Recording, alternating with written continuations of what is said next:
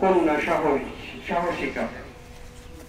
সন্তান হারিয়ে যাবে কিংবা ঘাতকের বলিতে কেড়ে নেবে প্রাণ, নয়তো বন্দী হবে কারাগারে, এসব জেনেও গর্ভধারণ করে ফিলিস্তিনের মায়েরা।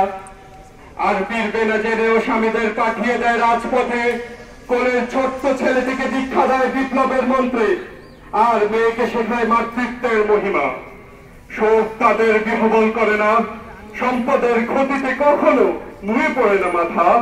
বোমায় উড়ে যাওয়া বাড়িঘরের ধ্বংসস্তূপ ছড়িয়ে তাঁবুর নিচেই অবলীলায় গুছিয়ে নেয় সংসার। কখনো বা বেরিয়ে আসে রাজপথে, যুদ্ধের ময়দানে স্বামী পুত্র ভাইয়ের পাশে।